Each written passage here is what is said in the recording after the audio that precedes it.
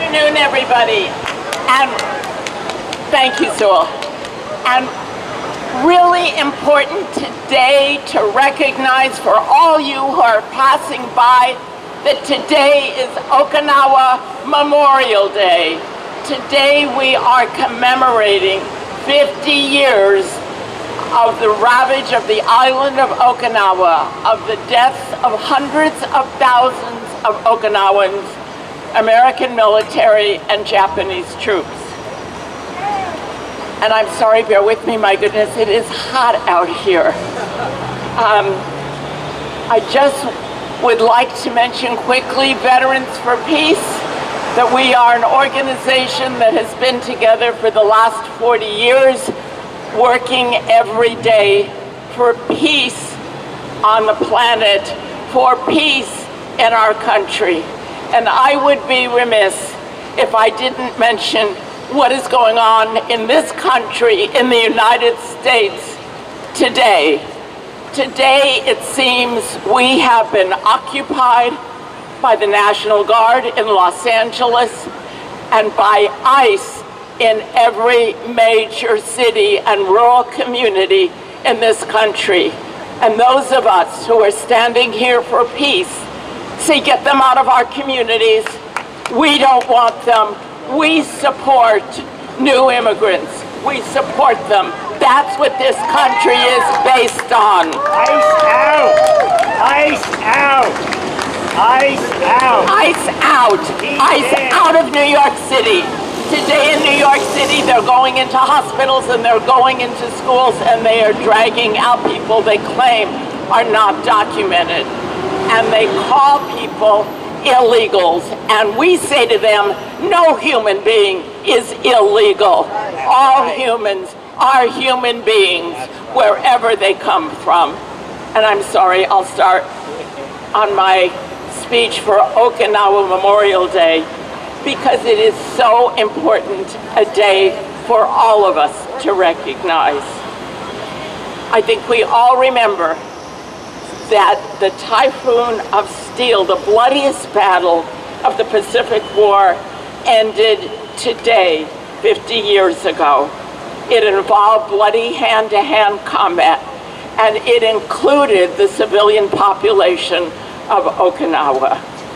It was the largest landing by Americans during the war on the Pacific. World War II, and I know it takes a lot for us to remember, World War II ended with the deaths of over 60 million people. Nearly 2/3 who were killed were civilians. And that's what our military continues to do today.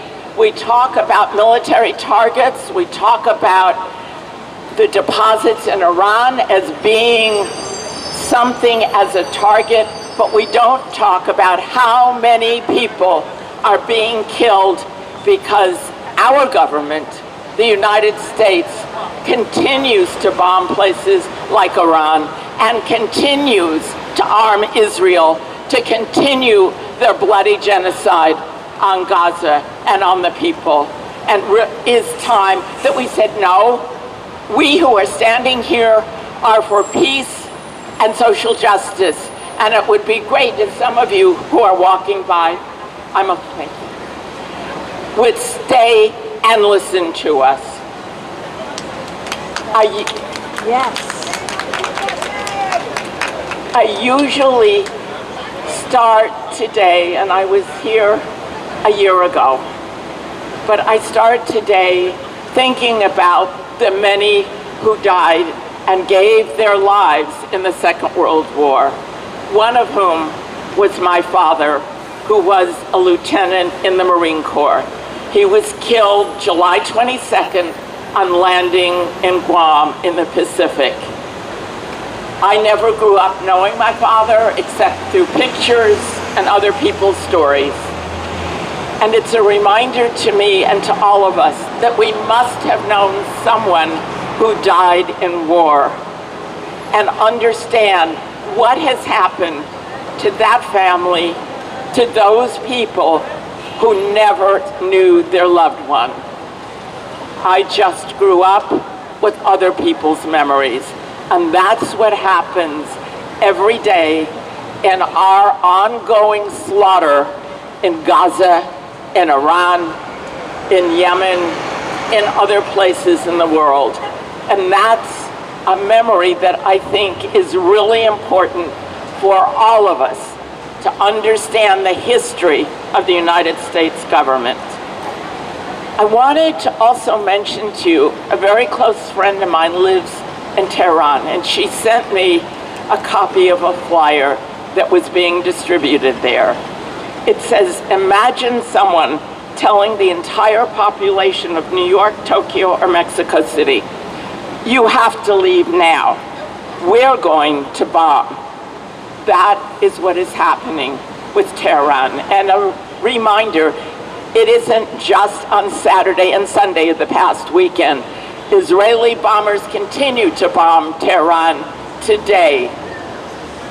And what she said is Tehran isn't a village. It's a massive, complex city, home to 15 million people. Telling people to evacuate isn't a warning, it's an excuse. You're planning to bomb, then blame the victims for not running. This is mass murder with a press release. And our government continues to support the Israeli government. So let me go back to Okinawa and give a short history that I think is so important for all of us. The United States occupied Okinawa for 27 years until 1972, when the United States turned Okinawa over to Japan. So important to remember that Okinawa and the Okinawan people have their own history, that they were a separate country, a separate people, and a separate kingdom until Japan came in and took them over. We don't really talk about that very much. Today, Okinawa Prefecture, as it is called by the Japanese, contains the largest number of U.S. bases in the world. About 80,000 troops are stationed on Okinawa. And think about this. It's 70% of all the U.S. bases in Japan, on less than 1% of the land that Japan itself occupies. It contains 80,000 United States troops, and it contains their families and their relatives on multiple bases. The numbers continue to increase. Every time we see an announcement in the New York Times or another news media that there is, quote, a threat from Korea, there is a threat in China, or there is a threat somewhere else in the world, the Okinawans continue to suffer with the increased population of this very small piece of land. Missile bases have been built on two of the smaller islands, a constant reminder for Okinawan people of the military prowess of the United States. A foreign military base that is over 8,000 miles away.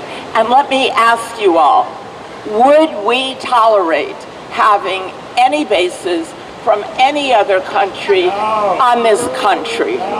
Would we tolerate that? So what do we say to our government is get the bases off of Okinawa. Get them out now. Oh my goodness, everybody's so warm.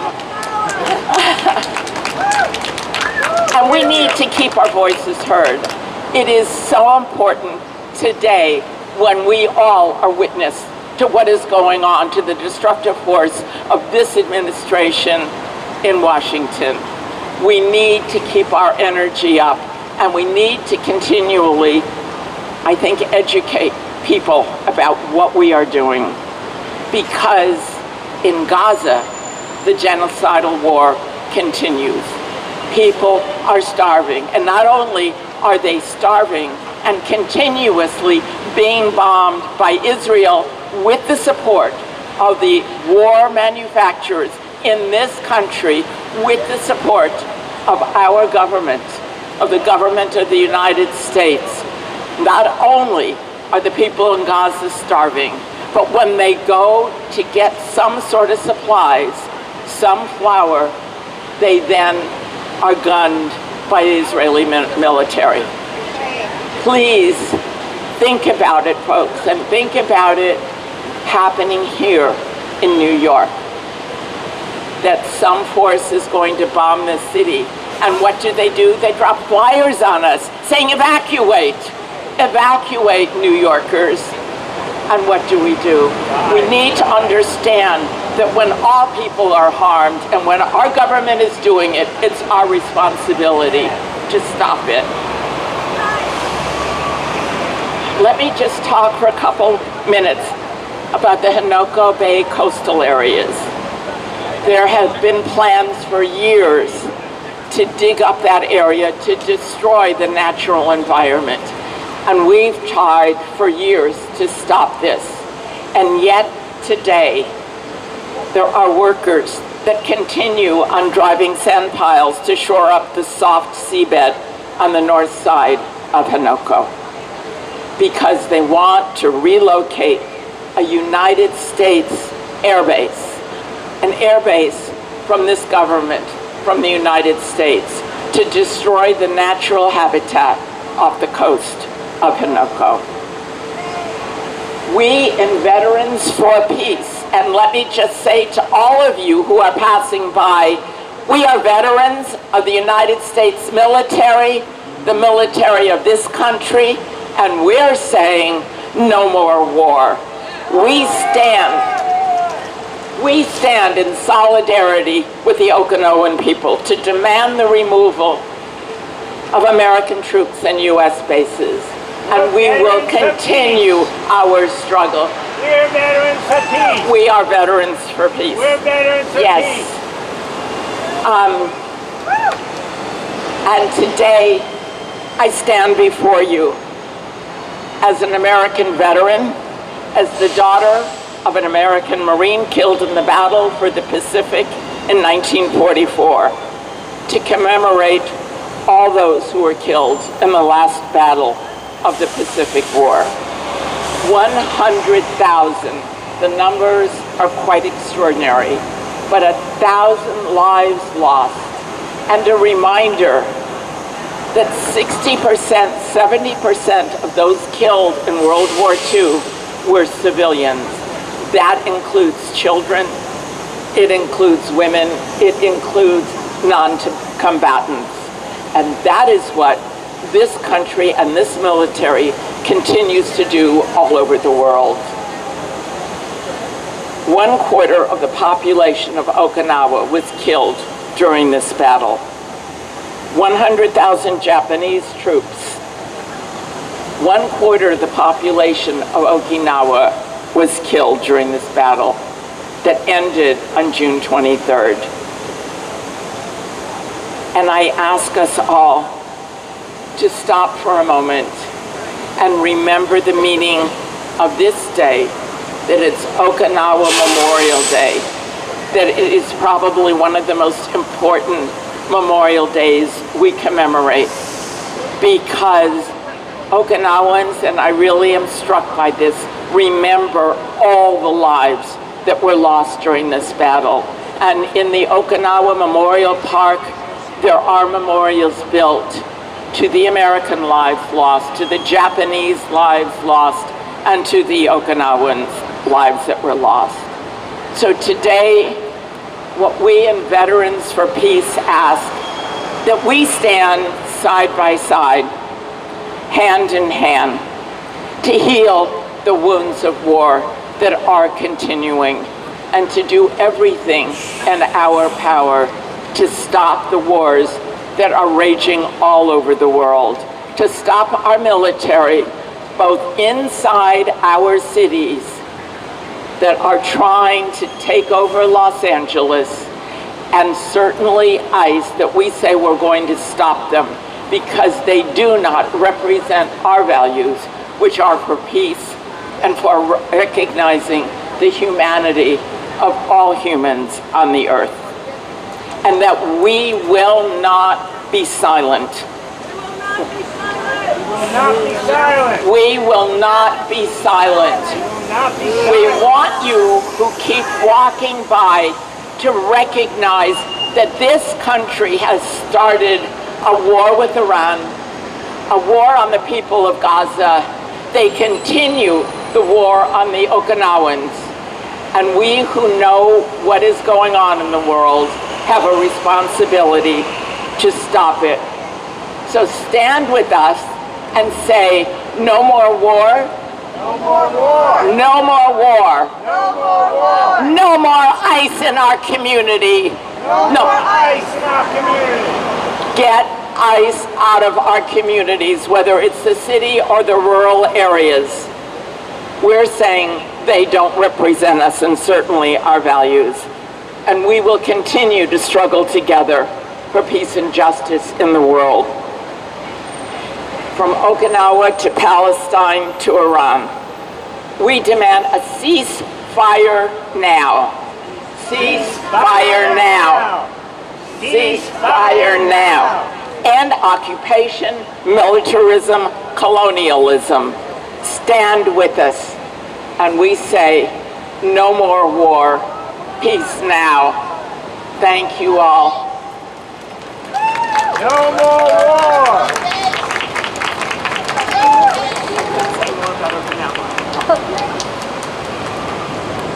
Thank you so much, Susan. The speech from her heart, it's a really strong power to feel. Everybody can feel it. And you know, one big issue for peace-loving Okinawan people, Japanese government, they don't listen. They listen more to American government. So, and Governor of Okinawa, Denny Tamaki, he's really, try to find any possible way to stop the militarization. And he wrote some speech in English, and one of our Okinawan friends here, suggested us to share it. So I asked Nydia to read it for us. Listen, please. It's a very brief statement by a remarkable person. I had the luck to meet him twice when he came to this country. He was asking Washington to not put a huge base, another base on Okinawa that would have some high altitude defense weapons. These are his words. The reality and lessons of the Battle of Okinawa have been preserved through the stories of war survivors and validated by numerous studies. Here lie the roots of the people of Okinawa and our enduring desire for peace. It is our mission as those living in the present to preserve and pass on the reality and lessons as the spirit of Okinawa to future generations. In the spirit inherited from our predecessors as Bankoku Shinyo, to serve as a bridge between nations, we will commit to fulfill our role in contributing toward the realization of world everlasting peace. And as you just heard, Susan Schnall, a nurse who knew what war was like in Vietnam, asking us to heal the wounds of war. We need peace for us, for future generations, and we have to atone for what our country does. Bless you all.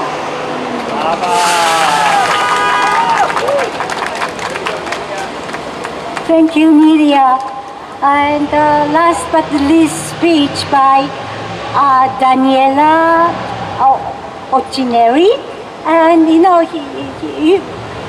this is the first time for us to, meet in person. She joined us in that name Okinawa Memorial name reading project. So I met her online, but this is the first time, and that she shared her thought. She's a fourth generation Okinawan American.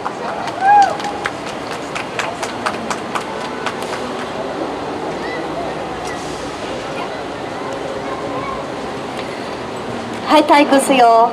Hello, everyone. Thank you for being here on this very hot day in New York City as we stand together in community and solidarity to reflect upon the enduring legacies of the Battle of Okinawa. My name is Daniella Occhineri. I am here today as a fourth-generation Uchinanchu, born and raised in the United States and a recent graduate of New York University. Last semester, alongside Mariko Middleton from the Ichariba Chode podcast, we launched an archiving project with the Okinawan American Association of New York City in collaboration with the Asian Pacific American Institute at NYU.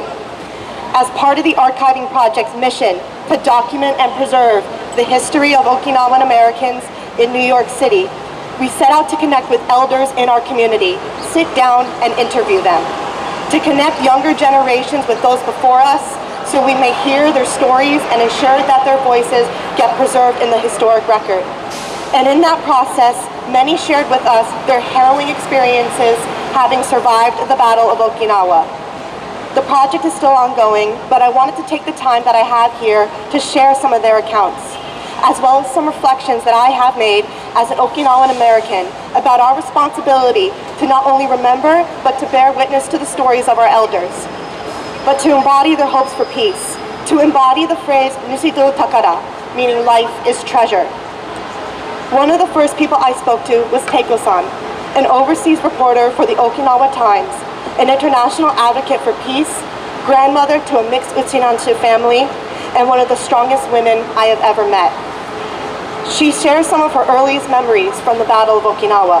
At just 4 years old, her father was conscripted and left their family in Nago to join the fighting in the south. She says she remembers the B-29 bombers and the destruction of entire villages which followed their presence in the skies overhead.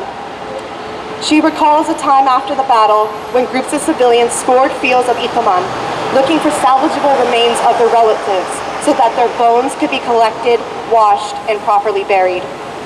While searching for bones in the tall grass, Teiko-san recalls being attacked by giant red ants of disproportionate size, their bodies fertilized by the death and decay. Later this past April, I had the chance to talk to another survivor, Setsuko-san, a skilled seamstress and wife to the first president of the Okinawa American Association of New York. In our interview, she describes being around 7 years old when the Battle of Okinawa began. Setsuko describes seeing the American tanks and the flattening of villages. Due to escalating violence between American and Japanese forces in the south, Setsuko-san and other villagers were forced to flee north to the mountains. She stayed in a storage unit at her aunt's house with 50 other people. She recounts having no food to eat, so children and family relied on weeds and grass, whatever they can find, boiling them in hopes of turning the weeds edible. They didn't have pots, pans, or a kitchen to cook in, so they used fire and empty ration cans given to them by American soldiers to make their meals. Teiko-san and Setsuko-san are just two of the thousands who experienced the consequences of the Battle of Okinawa. I recall these harrowing instances described to me by my elders, not to shock you by the brutality of which they endured, but because they, like many of our elders, share their stories with intent, with a mission of making sure our generation understands the realities of war, so that our generation will never have to live through the trauma that they did. That we only have to hear about the horrors of war and not relive it ourselves, so that we may never make the mistake of allowing these senseless crimes and this violence to repeat itself. Thus, as Utsunanchu in the diaspora and as people of conscience, we must consider our responsibility as the next generation. Unfortunately, in our time, war and genocide has been normalized by our government, by our media, and by our institutions. And the United States continues to wage wars globally, as well as aid and abet genocide and the starvation of civilians. When I hear of our Uchinanchu elders recalling searching for their loved ones amongst a battlefield of bones and remains, I see the people of Gaza desperately searching for their martyred brothers and sisters in the rubble. When I hear our Uchinanshu elders recall their starvation, resorting to eating weeds, I see the people of Gaza today subjected to forced starvation and famine.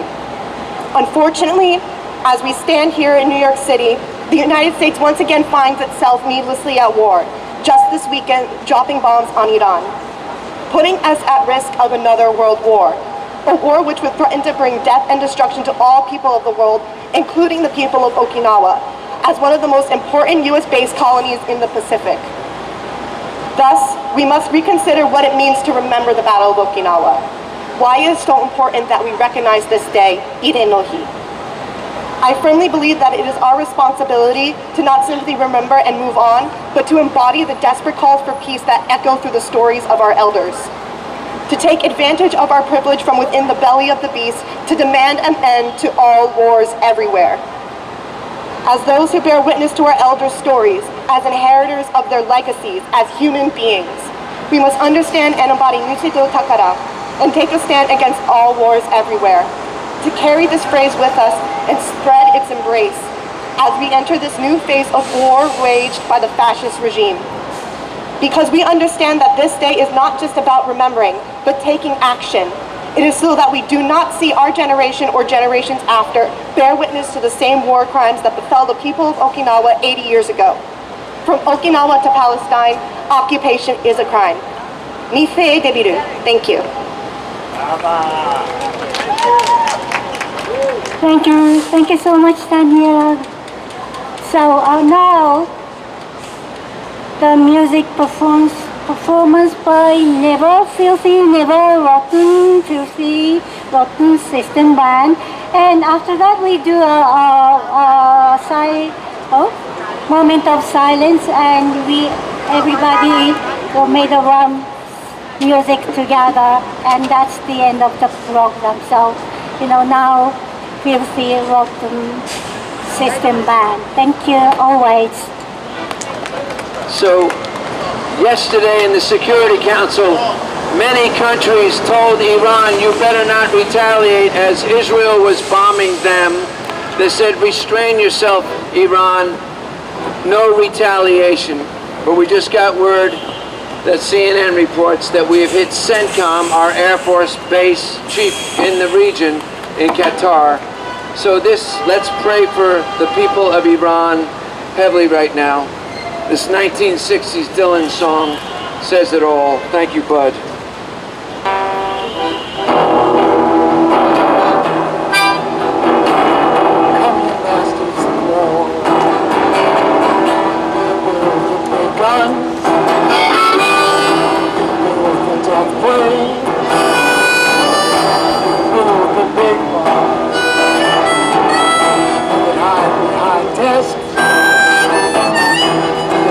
Behind walls,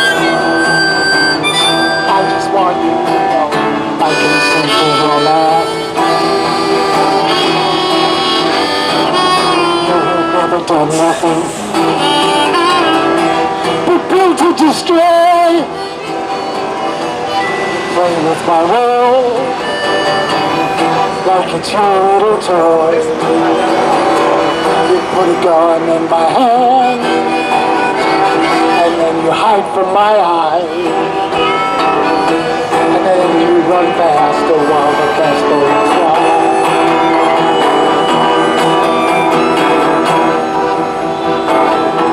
Like Judas of old, you ran in to see a world war can be won. You want me to believe, but I see through your eyes, and I see through your brain, like I see through the water that runs down my drain. You that fasten the triggers for others to fire, then you sit back and watch while the death count gets higher. You hide behind mansions while our young people's blood flows out of their bodies and spills in the mud.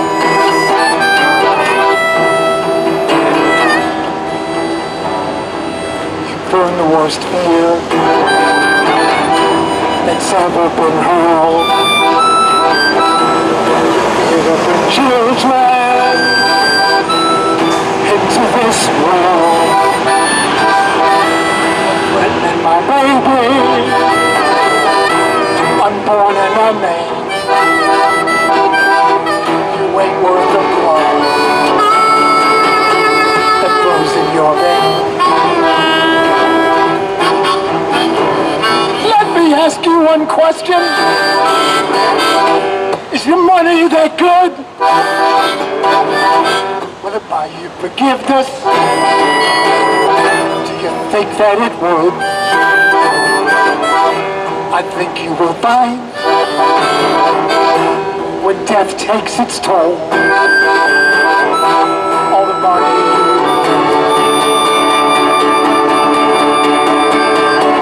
won't buy back your soul.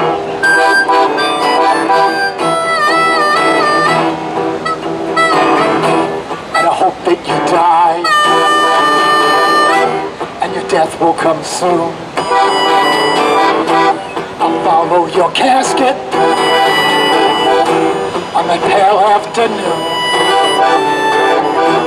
I'll watch while you're lowered down to your deathbed, and I'll stand on your grave until I'm sure that you're dead. Come, you masters of war, you that build the big guns, and you that build the death plane, you that build the big bomb, you hide behind walls, and you hide behind death. I just want you to know.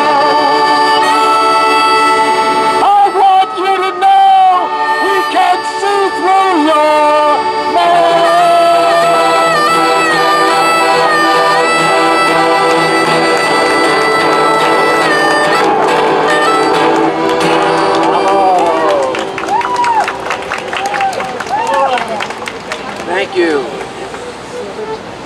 6 more songs.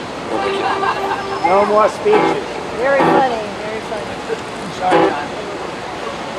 I was trying to find a song to express what we all feel.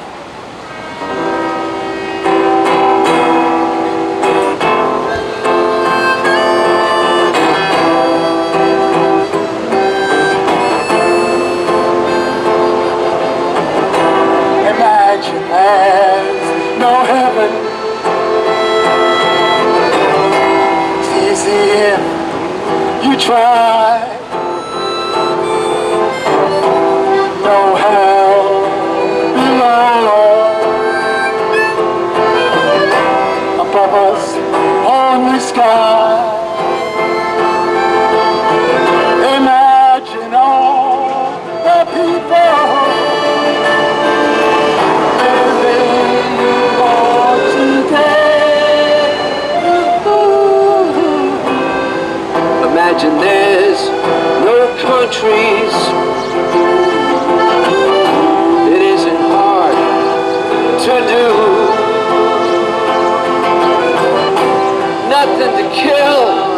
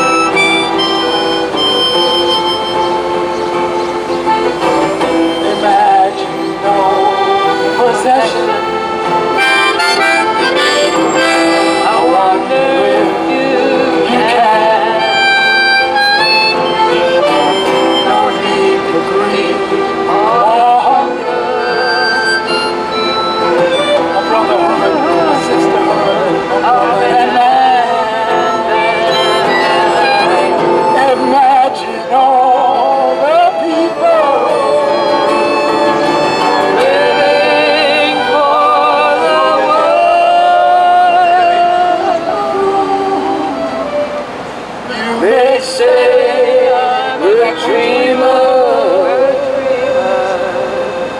but we're not the only I pray to God someday we'll all be joined together and this world will live as one.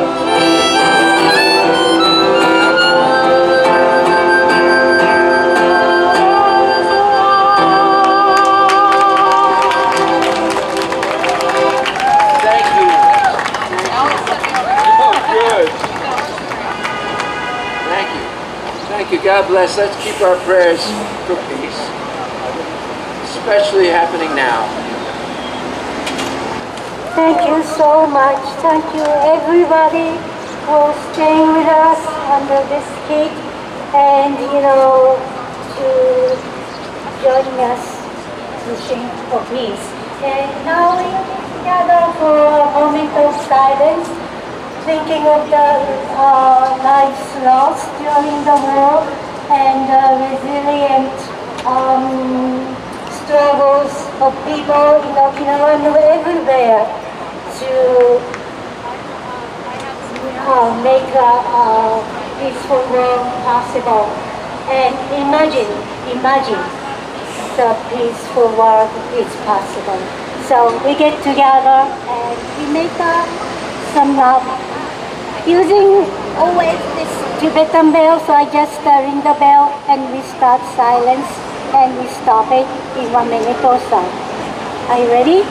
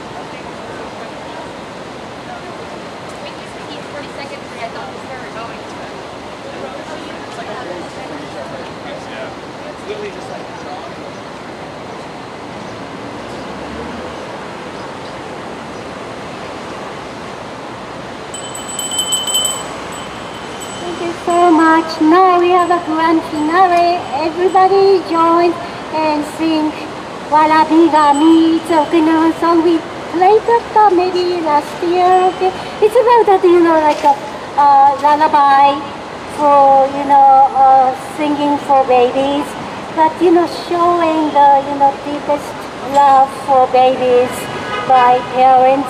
And they think that the babies are the treasure for the world, treasure for everybody. So thinking of the life, and it's the the time to think of all the babies, especially babies' lives who are being lost. So think together to Tell the bankers we want peace. That's what they need to know. Okay. The bankers are the one that fund. I'm coming back. They fund both sides of the wars. Right. Washington, D.C. is a corporation. That's right. It's not same taxes as voluntary, not mandatory. By you paying those taxes, you funding wars. That's right. I haven't paid tax over 25 years. Now. That's right. That's right. Love is free and it's cheap. I am a veteran, mother. No, yeah. You don't have anything to say to me about They're war. bankers, soldiers, they're veterans, they're the fought for freedom, they're fought for bankers, they're banker soldiers. He's saying stop. Soldiers, and banker soldiers, they never fought for freedom. Okay. Give me one veteran to go to Washington. I want to have a special mention of our musician, Hosokawa Takumi-san. The from Japan. He just played the music, dance at Family Hall. So, everybody's ready? Yes, okay.